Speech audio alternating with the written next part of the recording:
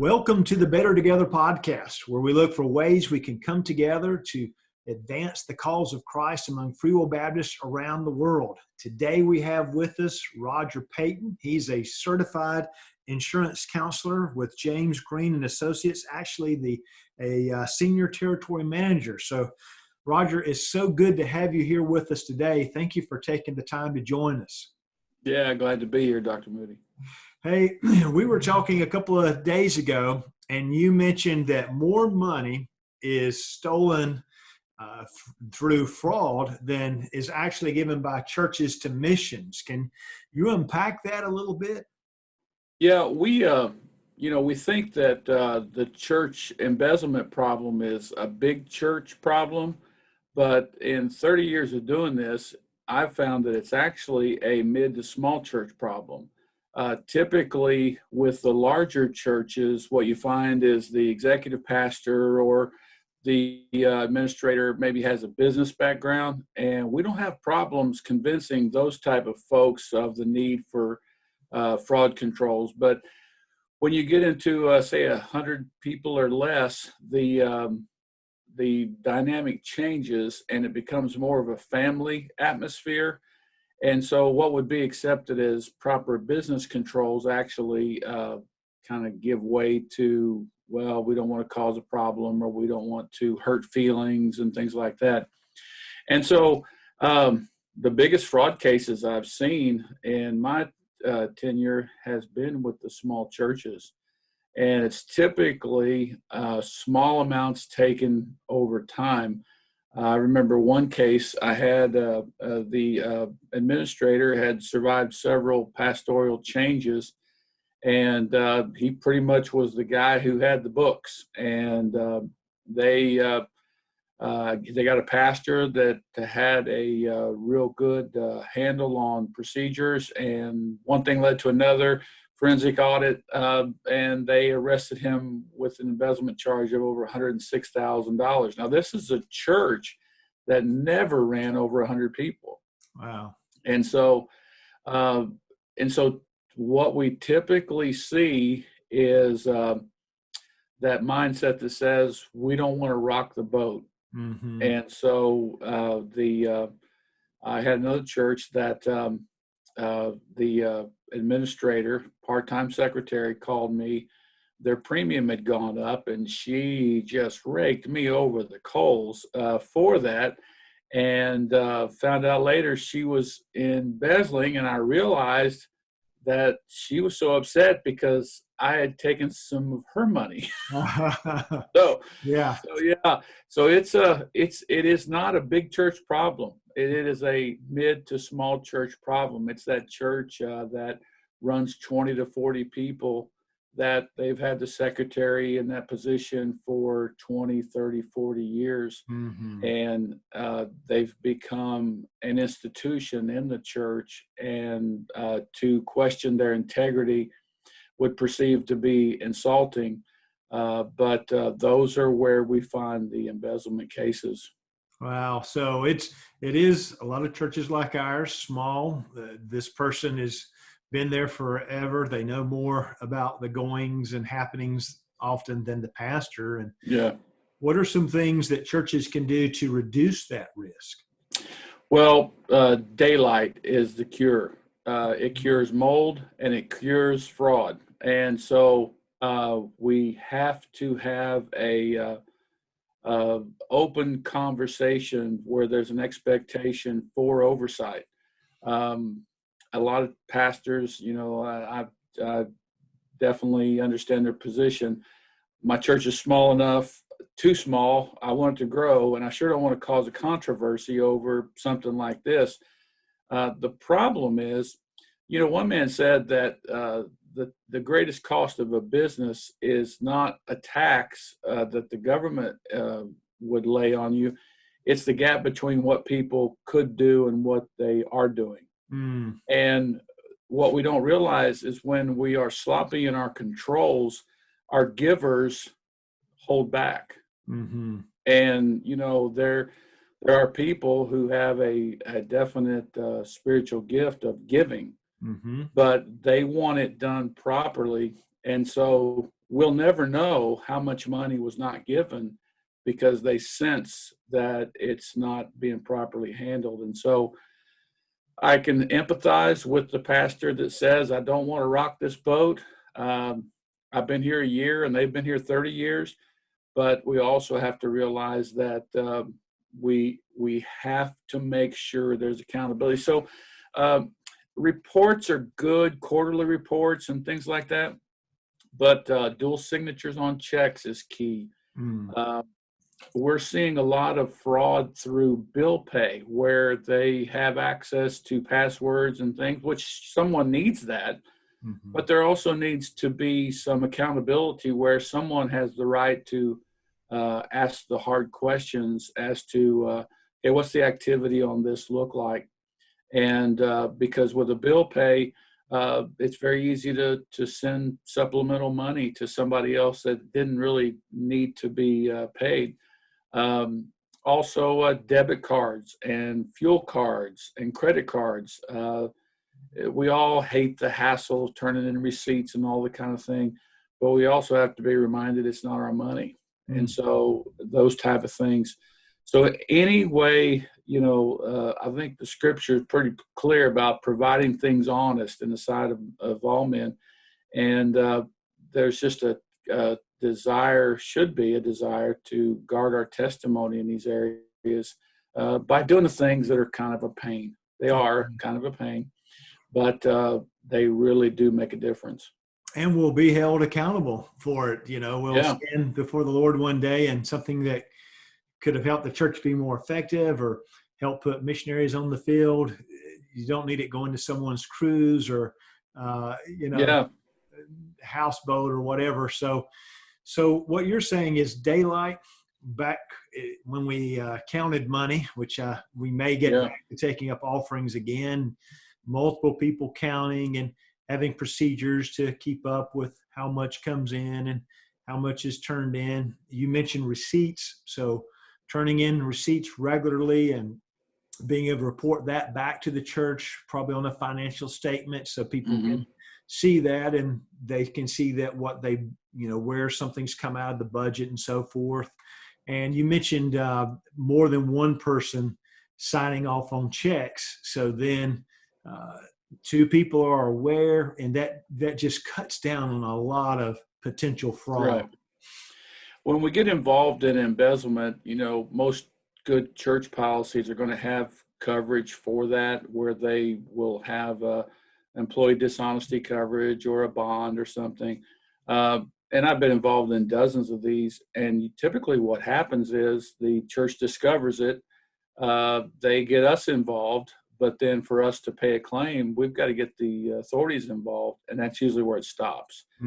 And there again, and I'm probably a little biased on this subject, but what you've really done is you've insulted all your givers. Right. And so you'll never know what you really lost, because the givers that gap between what they could do and what they are going to do is possibly increased. And it may be a situation like we think of Achan in the Bible, and after Jericho, he's hidden the sin. And sometimes we think it's better for people not to be aware of what has happened. But what you're saying is that's an insult to the givers. And really, it's something the Lord probably doesn't move on from until that sin is dealt with. And it's not good for the person that's doing the embezzling, because they're not held accountable. And it's probably a situation where the church really can't go forward until that it's a sin in addition to a crime, until it's really dealt with. And I do want to state that I do empathize with the position of the pastor.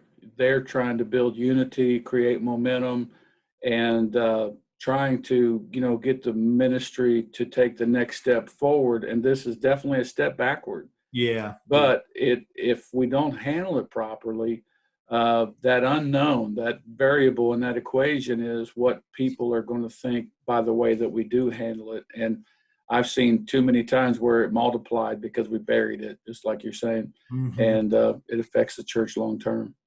And one thing I'll say in dealing sometimes with pastors or churches in these situations, they'll say, well, the person's repented, And I just push them back to the Bible. Saul allegedly repented. He really didn't. He was just sorry because Sure. he got caught. And one of the things I try to share with churches is someone that's repented is willing to do whatever is necessary to make it right. Like Yeah. Zacchaeus, who takes care of the situation and gives back far more. And even, David, with his situation. So, yes, they may go down to the altar, but there is accountability, and, Right. where they can't do it again. Well, fraud's not the only problem. What's another major problem that you are encountering with churches? Well, we always are wrestling with the abuse and molestation problem. Back in 1996, Brotherhood, was one of our main companies, came out with a pretty innovative coverage called abuse and molestation coverage, because they were seeing a high incident of these crimes being perpetrated in the church setting.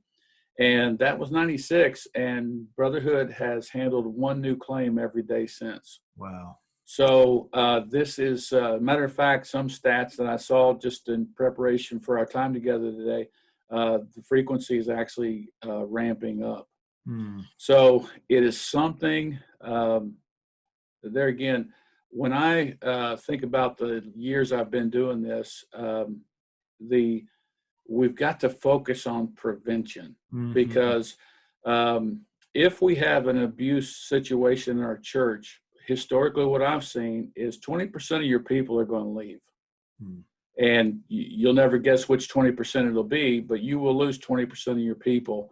And your testimony in the community is going to be damaged, and all the things that go along with that. So we've got to focus on prevention. Now, in the cases that I've been involved in personally, there's two rules that we preach to our churches that if they would implement these faithfully, they would never have an abuse claim. Every claim I've been involved in, they violated one of these two rules. The number one rule is the 6-month rule. And what I mean by that is that we have a person that's volunteering. These pedophiles, they see the church as a soft target. Some stats about the pedophile we know, they will abuse 117 children before they're caught. So they have become experts at grooming and being the chameleon and fitting into situations. I mean, if you need a youth pastor, they're the youth pastor. If you need a children's church worker, they're that. Whatever it is the church needs at the time, they've got it covered. And so that 6-month time period, that's too long for them to hang around. They will grow fatigued with that restriction, and they will leave before they can perpetrate their crime. The other is the 2-adult rule. And the 2-adult rule, it does two things. Number one, it prevents your workers from any kind of false accusation, which honestly is relatively low. When I ask a claims representative from Brotherhood, how many of these 1 per day claims are just made up because a child wants attention? Their answer to me was 90% of them, something happened. And so we're talking about a low frequency, but it does protect the child from having some kind of attention drawing accusation against an adult. The other thing is, if we've got a problem, a pedophile that's gotten into our network of workers, it doesn't give them any opportunity. And I tell churches, because our fellowship of churches are small churches. We don't have, mega churches in our ranks. And so there's times when the pastor will say to me, hey, I don't have the staff to do 2 people in a class. I don't have the staff to do, and so that's when we have to be wise as serpents and harmless as doves and do things that are, okay, I don't have 2 teachers per class, but I can put windows in the doors so that everybody has access, visual access to the happenings in that classroom. I can have an open dialogue with my teachers so that if they sense something that may feel uncomfortable to them, they teach that Sunday with their door open. And everybody knows that's a signal, hey, drop in a little extra, come by a little more.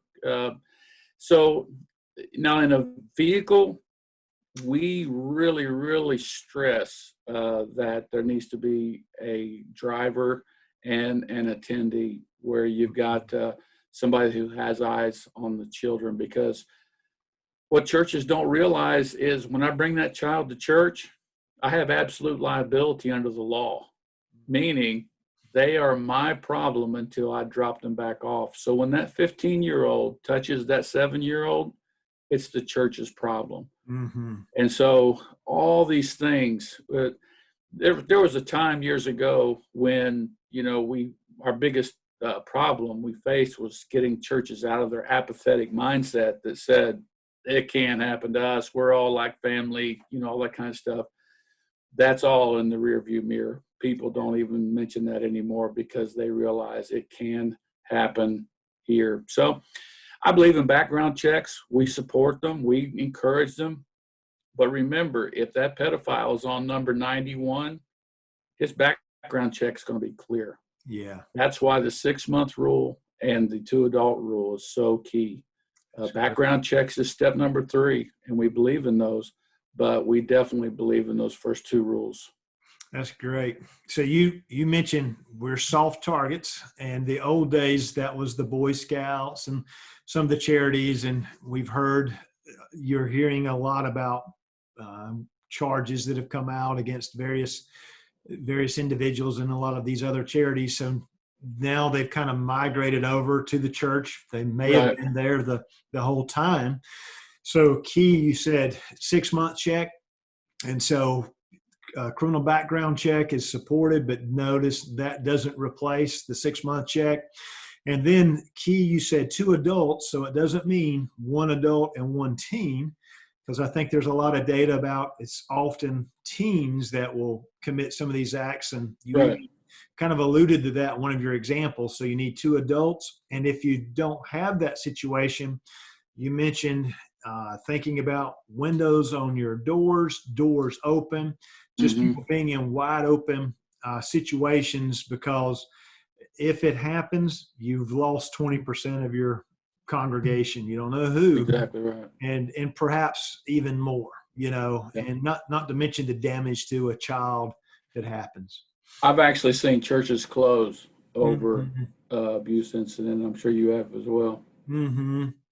So you've given us some good information on that.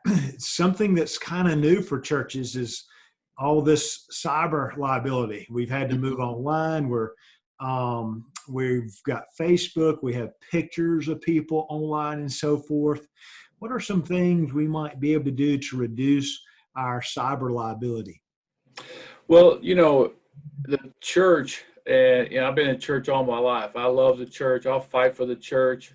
But we are always, when it comes to new and innovative things, we're a day late and a dollar short. I mean, I remember when I first got into this area, to get a church to email something to you was, it was impossible. Now, texting is good and all this time. So we're always the innovators of yesterday's technology. And so with that mindset comes an attitude that we really don't have a cyber risk.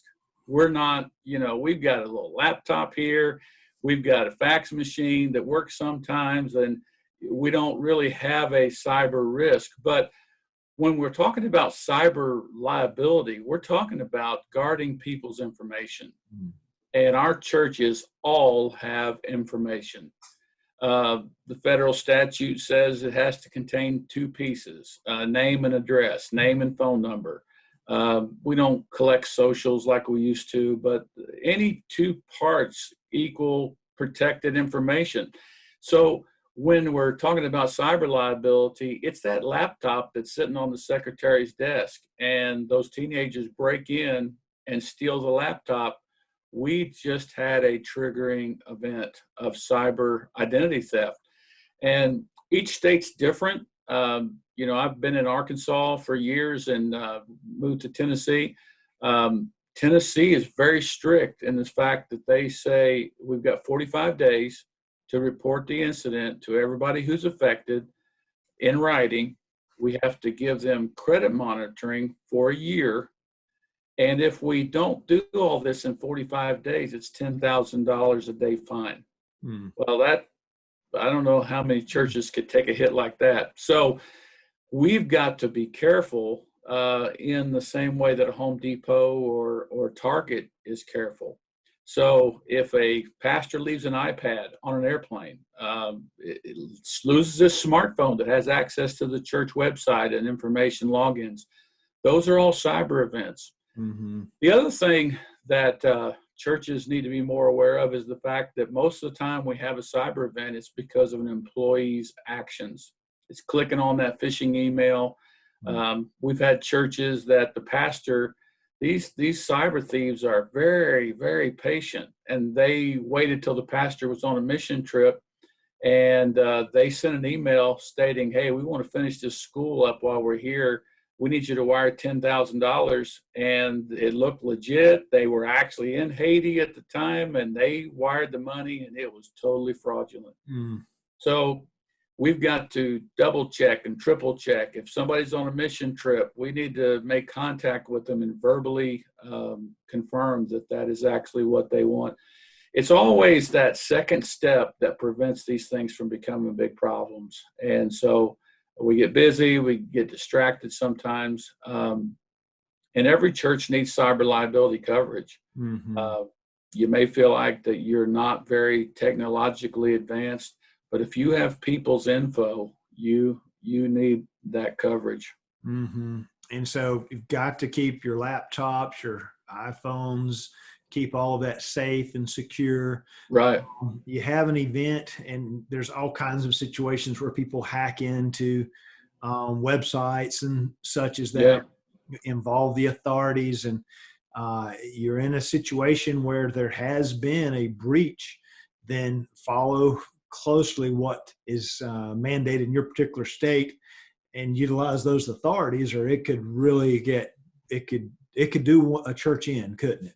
Well, the statistic I saw, I was on a cyber training some time back, and for businesses, not nonprofits, but for businesses, if they have a cyber event, a hacking, 60% of them don't reopen. So it's $233 per name stolen is what it costs the insurance company to settle that, because of the credit monitoring and the different things we've got to do. And so it is a pain. It is a headache. And so we've got to do what we can to stay updated and just have that conversation with our people. Hey, if something doesn't look right on that email, don't click on it. Don't, make sure we use a little discernment. And probably never going to be okay to wire money somewhere. Yeah, unless there's a verbal verification. I know sometimes those things have to be done, but get them on the phone. It'll cost you $4 for an expensive phone call, but wow, it sure beats having to unravel that. That's good. So we talked the other day about the coming thing is a lot of terminating employees from time to time, that churches are running into difficulties about that, where anyone could go to the EEOC and file a complaint, and it's kind of unlimited, with what they can do. But you've run up some pretty expensive attorney fees. So talk to us a little bit about that, how we can protect ourselves if we're going to need to terminate an employee, and really how we protect ourselves long before that day ever comes. Whenever we're talking about ministry, sometimes we lose focus on the fact that in the eyes of the law, we're looked at just like Walmart or Target or any other place. So we've got needs and restrictions just like they do. And so we have to be aware of the fact that when we're dealing with employees, we've got to comply with the laws just like everybody else. A lot of our states are what we consider to be at-will states, which means, hey, I can get rid of you anytime, and be okay. The problem is that's been hollowed out so much through the years that even verbal assurances are considered binding. So when a church has a split and they lose 30% of their income, and the pastor calls the staff in and says, hey, we've been through hard times before, but God's seen us through. We're going to make it through this. I don't see any need for any cutbacks in staffing. I don't see any reason why we need to think about going part-time or payroll cuts. But then in 6 months, that youth pastor gets the axe. Well, he's got a strong case that he was given verbal assurances. Mm-hmm. And so that type of situation can get a church into an expensive tit for tat with the EEOC. And so employment practices liability is the coverage that we recommend for churches for the expense of that. It actually pays for the ministry to be defended. And so because another area that we're unlike Walmart or Target is we have a moral component to our employment. Walmart probably doesn't care if that cashier is cohabitating with their significant other, but the church probably does. Mm-hmm. And so when we find that out, we've got to make some hiring and firing decisions. And the EEOC doesn't care, about our moral beliefs. And so having that employment practice, you'll hear it referred to as EPLI or EPL. Those type of coverages really bail the church out if they've got employees. And so abuse coverage is a frequent claim, but EPLI issues are the fastest growing because our churches are being looked at as employers, not just ministries. So it's very, very important. We need to have, if a church has a staff of 3 or 4 or 5 folks, we need to look at having handbooks where we outline, this is what your expectations are from us, and this is what we expect from you. And so, and then having the employee sign that. And a lot of times the church will say, well, there's 3 of us. I hear it so much. We're like family. Well, if you look at the Bible, there's a bunch of family feud going on. So, yes. I mean, Cain probably said that to Abel. We're just family, But that doesn't mean that we don't need to take prudent measures. And so employment practices is very important.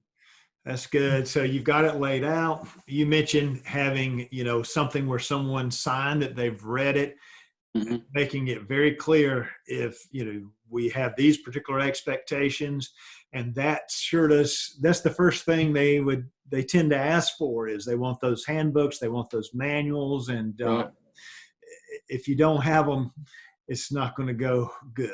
It's going to be a hard thing. And we're kind of getting into this last question about, it's really a religious freedom issue. Some of these are religious freedom issues. What are some religious freedom challenges that we need to be alert for in our churches? The fact is, you can't get into this topic without getting into politics a little bit. And for the last few years, we've actually seen this area not quite as intense as it had been under the previous administrations. Just from the feedback I'm getting from churches and things, we're kind of expecting that to change. Everything from nonprofit status being challenged to I remember election or 2 ago, one man said, we don't really want a president that loves us. We're just looking for somebody that doesn't hate us. Yeah. So, and everybody's entitled to their political views, but the fact is there are some people in power that may not be very tolerant of the church's quote unquote intolerance. So to have that, I had a ministry in Arkansas that they published a biweekly newspaper, and a gay rights organization sent them a certified letter and said, 1 more article against our lifestyle and we're going to own the paper. So I remember the editor called me and she said, I'm going to play this voicemail. She played it. I'm going to read this letter. She read it. And she said, what do you think? I said, I think you need to print on. you know. Mm-hmm. But when a church has got $1,500 in the checking account and they get a letter from an organization that's well funded, I don't care how much faith you say you have, that's intimidating. Yeah. Yeah. And to have insurance that says, we will pay for the lawyers, we will pay for the court costs, we will pay if we have to go to the Supreme Court, we will pay for all that, so that your checking account balance doesn't determine the aggressiveness of your fight. Mm-hmm. Those things are huge, and organizations like Alliance Defending Freedom and Christian Law, all these folks that are out there defending these. I tell folks they need to be on your mission support. Mm-hmm. David Gibbs and the folks Yeah. that work with the Free Will Baptist associations, and just these folks need to be on they're legal missionaries. Yeah. And so we are definitely in that area where we're kind of walking on unfriendly turf at times, and things like had a church call several months back and said, hey, we had a 12-year-old that girl has been coming to our children's ministry for months. Well, she told us today she wants to be identified as a boy. Mm-hmm. And our workers don't know what to do. Well, she needs to go to the restroom. What if this or that? And to have, we know what our convictions are. We know what we believe about gender distinction, but to have that legal exposure to say, hey, we could get sued for this. Mm-hmm. And so to have some insurance, and I'm not saying just Brotherhood, there's great companies out there, Church Mutual, Guide One.